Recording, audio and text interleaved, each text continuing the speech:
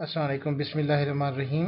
डार education के C sharp video tutorial में आप सबको वंस अगेन खुशामदीद। और इस ट्यूटोरियल के अंदर हम सेशन नंबर 34 के अंदर ये देखेंगे कि हम किस तरीके से विंडो मीडिया प्लेयर को अपने प्रोग्राम का हिस्सा बना सकते हैं। हम अपनी एप्लीकेशन की तरफ वापस आते हैं और सबसे पहले विंडो मीडिया प्लेयर के लिए जो हमने अपने लास्ट टाइम पे काम किया था, हमने लास्ट टाइम पे देखा था कि हमने किस तरीके से मीडिया सेंटर के अंदर हम अपनी एक एप्लीकेशन को बना सकते हैं। और ये वे फॉर्म हमने एप्लीकेशन बनाई थी। इसी तरह हम इसको मैं थोड़ा सा रीसाइज कर रहा हूँ जस्ट कि हम एक और एप्लीकेशन बना सकें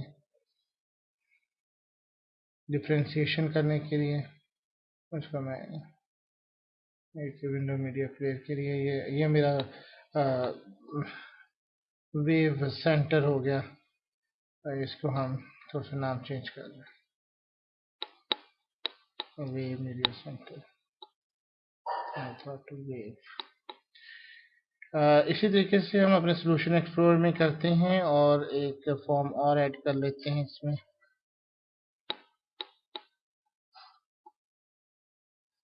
That and then came to the Windows form। इसका नाम हम विंडो मीडिया प्लेयर रखते हैं। मुख्तलिफ किस्म के प्लेयर्स हैं, वेब प्लेयर्स भी हैं ऑडियोज के लिए, और MP3 प्लेयर्स भी हैं, वीडियो प्लेयर्स भी हैं। हम इनको वन बाई वन जो है इन सब पे काम करेंगे ताकि हम इस चीज़ को बना सकें।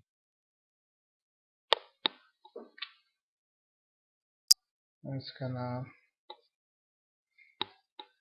Window Media player media.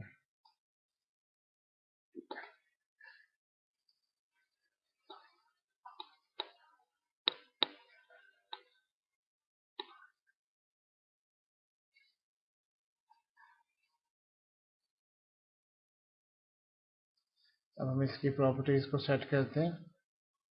सबसे पहले इसका विंडो मीडिया प्ले। अब सबसे पहले मैंने एक आपको सेशन में ये भी बताया था कि किस तरीके से हम अपने उसको करने के लिए सबसे पहले हमें रिसोर्सेज और कॉम ऑब्जेक्ट यूज़ करने पड़ते हैं।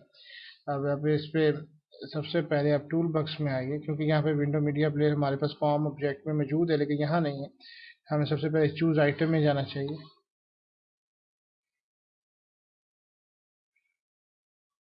फिर हमें यहाँ पे कॉम कंपोनेंट्स के अंदर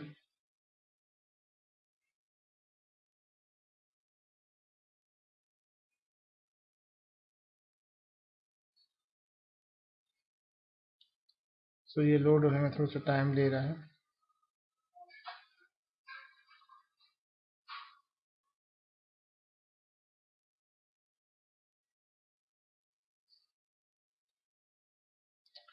यहाँ पे आने के बाद आपने थोड़ा सा सर्च करनी है कि विंडो मीडिया प्लेयर कहाँ पे है। तो it should be on, I thought के here is the Window Media Player. आप इसको ओके कर दीजिए।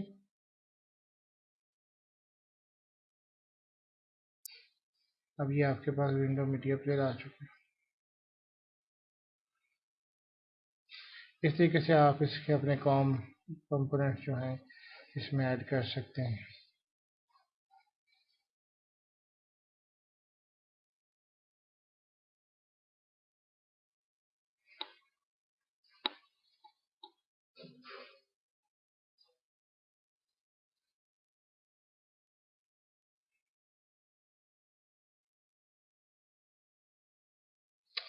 ये हमारे पास ओपन हो चुका है। अब हम इसको रीसाइज कर लें ताकि ये बेहतर तौर पे आपको नज़र आ सके। ये इसका विंडो मीडिया प्लेयर है जी। अब इसको हम इसमें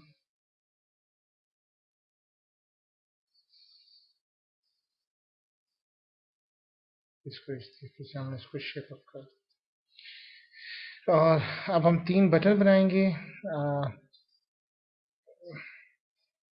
एक फाइल चूज करने के लिए, एक स्टॉप करने के लिए और एक प्ले करने के लिए। 3 विंडोज मीडिया प्लेयर्स के बटन आ चुके हैं। ये मैं यहाँ पे रख रहा हूँ। ताकि आप इसकी वर्किंग को समझ सकें। ओके, इसके लिए आप इसकी प्रॉपर्टीज को सेट कर दीजिए। बटन 1 नहीं रहने दें, इससे कोई फर्क नहीं पड़ेगा। यहाँ पे इसको हम open file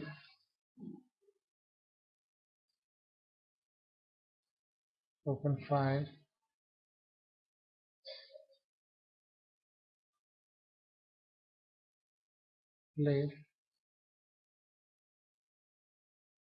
and stop।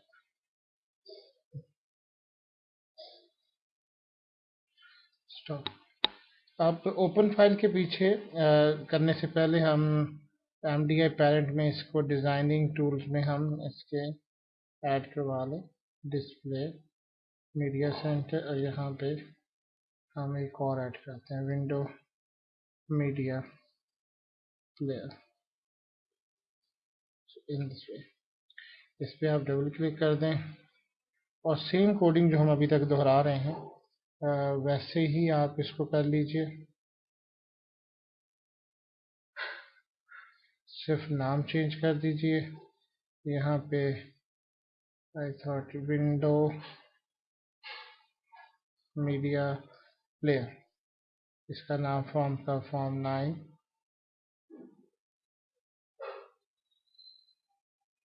to change here window media player to window media player to, and we change FM9। ये काम करने के बाद आप वापस अपने यहाँ पे आ जाएं और ओपन फाइल डायलॉग पे क्लिक करें। अब इसके पीछे हमें वही कोडिंग चाहिए जो हम पिछले मीडिया सेंटर में भी यूज कर चुके हैं, यानी कि यही वाला पाथ आप टोटल यूज कर सकते हैं। हमने यहाँ पे टेक्स्ट बॉक्स लेने की जरूरत महसूस नहीं की है, हमने डायरेक्ट इसका फाइल पाथ दे दिया और आप इसको यहाँ से रिमूव कर सकते हैं।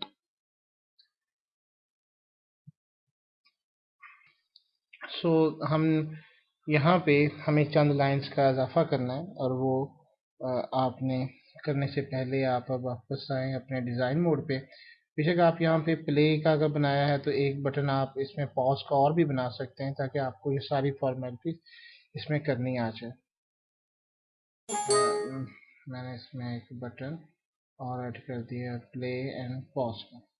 आप इसको करने के लिए आप बेहतर है कि आप इसके आइकॉन्स भी कर सकते हैं, it will look nicer. And now सबसे पहले आप ओपन फाइल डालोगे ना, ये आपका विंडो मीडिया प्लेयर है, इसका एक नाम होगा। यहाँ पे आपको चाहिए कि वो नाम आप यहाँ से कॉपी कर लीजिए। अब हम आते हैं इसी ओपन फाइल डायलॉग में और इसके अंदर हम dot URL is equal to file path जो आपने स्ट्रिंग बनाया है वो आप इसको दे दीजिए। यहाँ पे काम करने के बाद आपका फाइल डायलॉग बॉक्स का काम खत्म हो जाएगा।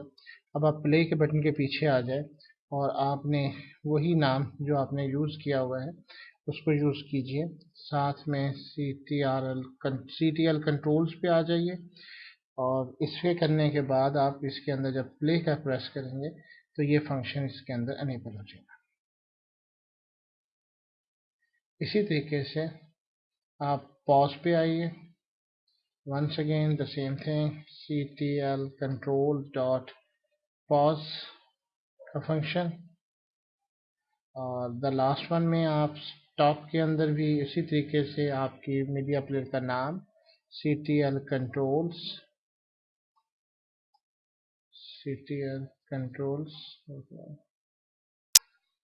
जब तक आप वो नीला कलर नहीं होता आप उसको प्रेस कर देते हैं तो वो आप इसी तरह के तमाशे करते हैं। तो इसको स्टॉप करवा दीजिए and this is the function. हमारा काम खत्म होने के बाद हम अपनी एप्लीकेशन को स्टार्ट करते हैं और हम इसको वॉच करते हैं और कोई फिल्म या कोई मूवी या विंडो मीडिया प्लेयर के अंदर कोई हम इसको ओपन करके देखते हैं कि ये हमारी मूवीज़ को किस तरीके से रन करते हैं या करता भी है या नहीं। तो इन सब चीज़ों के लिए आपको अपनी एप्लीकेशन को रन करना होगा।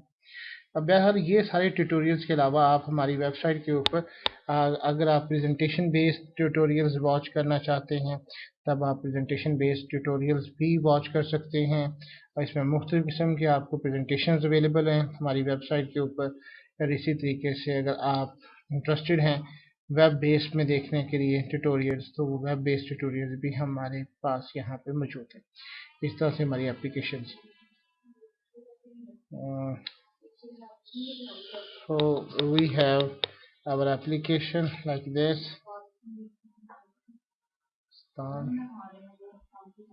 Once again हम अपने प्रोग्राम के इसमें टूल्स में एंड डिस्प्ले में मीडिया सेंटर में हम अपने विंडोज़ मीडिया प्लेयर को ओपन करते हैं।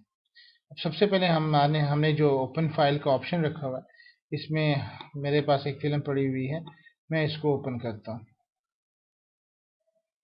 आप ये देखेंगे कि ये इसके अंदर ये ओपन हो चुकी है फिल्म।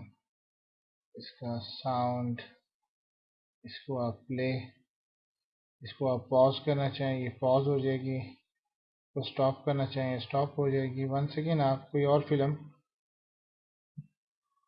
इसमें ओपन करना चाहें, इससे ये पड़ी हुई है, इससे कुछ सैंपल्स पड़े हुए हैं, आप उसको ओपन कर सकते हैं।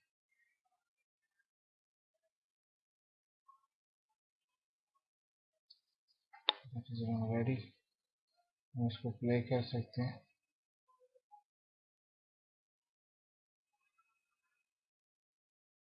हमें और भी फाइल ओपन कर लें।